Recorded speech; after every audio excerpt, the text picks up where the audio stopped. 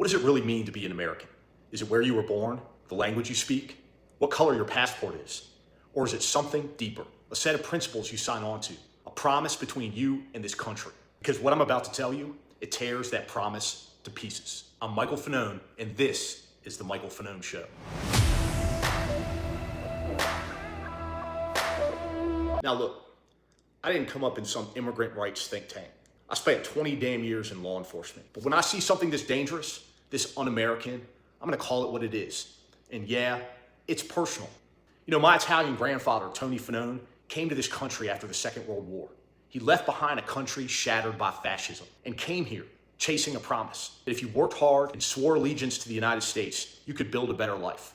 My grandmother, Annunziata, immigrated from the same village as Tony before the war.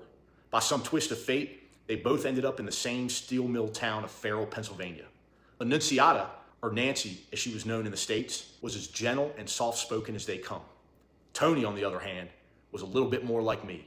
He was loud, unfiltered, no bullshit, tell it like it is. We used to call him the Bull, and for good reason. But you know, sometimes opposites really do attract. They fell in love, they got married, became American citizens, and raised a hardworking American family. And that family includes me. And now in 2025, there are people, powerful people, trying to say that promise, the promise my grandparents were made when they came to this country, was a lie. Just last week, Axios reported that Donald Trump's administration is actively moving to expand a program that strips naturalized Americans of their citizenship. This isn't theoretical, it's happening right now. During his first term, Trump's DOJ created a denaturalization section, a team inside the Justice Department dedicated to finding ways to revoke people's citizenship. Now, in his second and final term, they're bringing it back even stronger, faster, more aggressive, and with fewer checks and balances. NBC News reports it's already become a top enforcement priority. So let me break that down for you. If you came to this country legally, jumped through all the hoops, passed all the tests, took the oath, they still want to come after you because now citizenship isn't a right. It's a conditional membership, one that they can take away. If they don't like you, if you piss someone off, if your last name sounds too foreign, that's not law and order. That's authoritarianism. And here's where the hypocrisy hits you square in the face. Donald Trump's wife, Melania Trump, is a naturalized U.S. citizen. She came here on a visa in the 1990s, got her green card, and became a U.S. citizen in 2006. If she had made even a minor error on her paperwork, under this system, she could be at risk. But let's be real, they're not coming for her. Because this isn't about fairness, it's about selective punishment. And Trump, his mother was an immigrant, born in Scotland.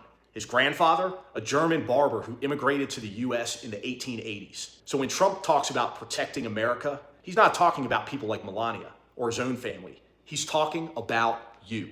The Guardian reports this plan is part of Project 2025, a radical blueprint to reshape the government in Trump's image.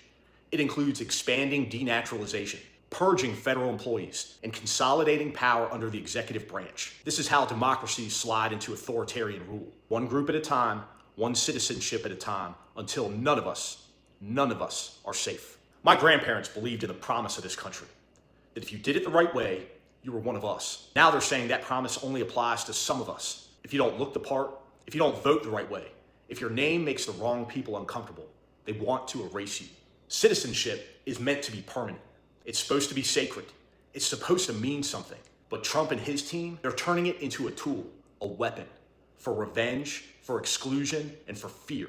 If we let them do this, we let them decide who's real and who isn't, then we're not a nation of laws anymore. We're just a place with rules that only apply to some people. I'm Michael Fanone, the grandson of immigrants, son of Americans, and the father of 4 bright, beautiful American girls. The MAGA extremists may have tried to take my life, but they will never, ever take our story.